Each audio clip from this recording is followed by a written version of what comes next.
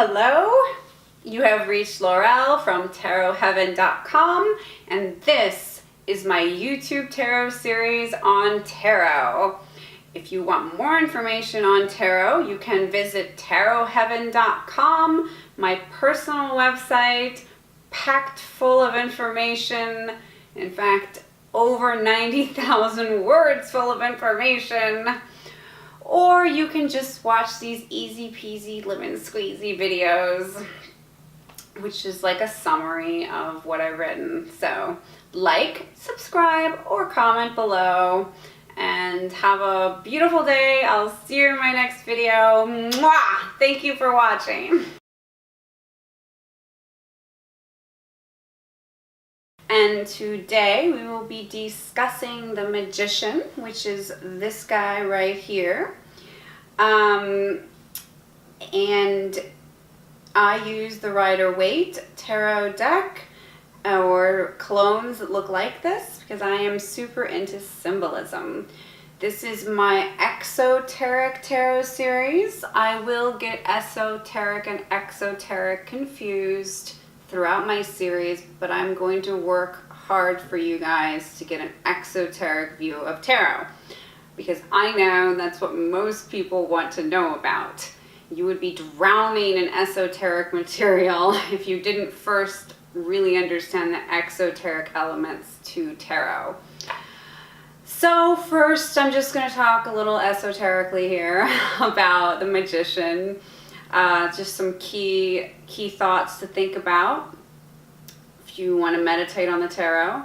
The Magician, he rules Mercury.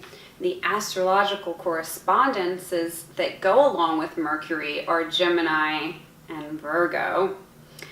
And the god that is associated with Mercury is Hermes, or Hermes, or however you pronounce it.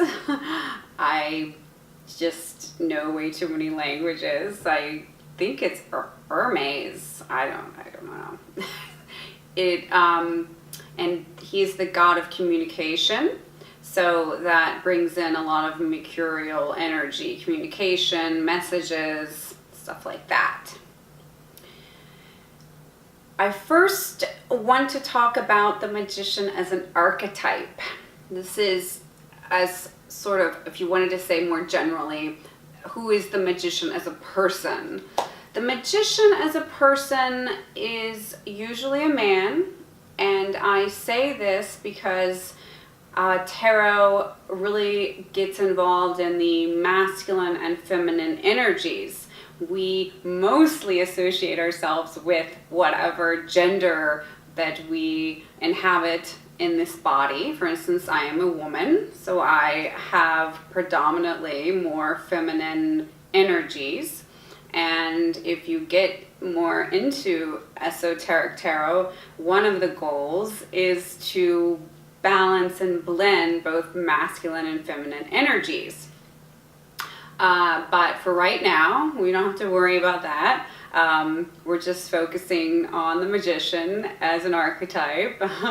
So, as an archetype, the Magician is a bachelor. He doesn't have to be, but again, this isn't the archetype. He's an orator, very good at talking, speaking, communicating. Again, that mercurial reference. He's a good singer, very independent. It is the number 1 in the tarot series. The Roman numeral 1 is written at the top of this tarot card here. So 1 is independence. You know, it's the point before you draw the line, if that makes sense. Is a archetype, this person could be very telepathic if they have that developed. If you do not have that side of you developed, no worries. Most of us are not telepathic, but that type of person might be able to just give you a glance or a look, and you'll know exactly what they're thinking. Sort of like, you know, when you were a kid and your dad gives you the look, and you go, I know what that means. My father was very skilled in giving me the look, and he is not telepathic. But I do know a magician type. I think I do reference this on my website because he's a cool guy, very magician. I associate him with the magician, so, very sole proprietor. He is a sole proprietor, and he does do things like, I don't know if he'll kill me for saying this. I don't know. Gosh, should I get permission from like his lawyer to my lawyer? Or people should talk before I like divulge information. But he's a sole proprietor. He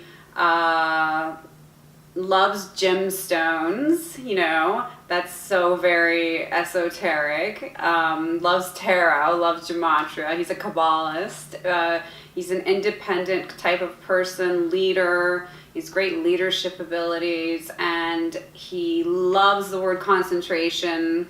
I think it's one of his more favorite words, and he is very, very intelligent, which really falls under that mercurial energy that I was talking about before. So I am sure you could think of somebody in your life who embodies the magician spirit or the magician archetype or that type of person.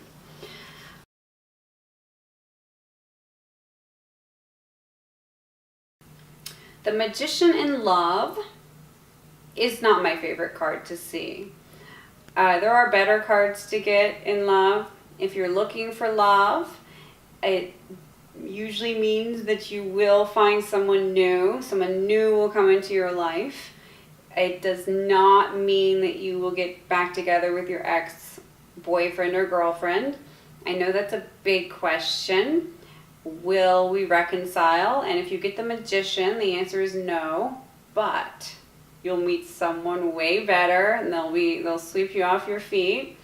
If you are already in a relationship, the Magician usually indicates that both of you are very independent, and you probably both do your own things separately and independently, but you still have a good relationship.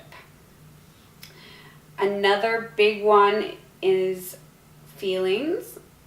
The Magician for feelings, they feel an energetic spark for you. They feel you're interesting, motivational. They feel you're good to talk with, and they feel good when they talk to you. It's a good card for feelings. If feelings and love kind of tie in together, so I just really want to stress this aces. So it's like you have the potential, but you just need to start it. It's like you have the car, you've got the keys, you have to turn on the car now. With all relationships that we're in life, we have to put effort into them. They just don't magically happen. There is effort and energy put into all of our relationships in life. So just because you feel energetic spark for someone doesn't necessarily mean that that's going to work out. You have to put in the energy. I think just with relationships, if you meet someone and you like them and there's that chemistry there, you have to make it work. There may be something in the way, like you live an hour apart, you live a plane ride apart, something like that. With all relationships, you've got to make it work.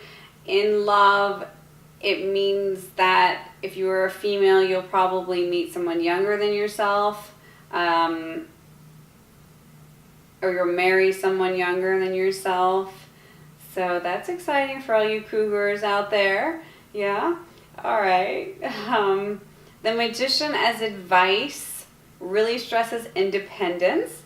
So if you have an idea, write it down, write it all out, sit down, make a long-term plan, and then act on those long-term plans.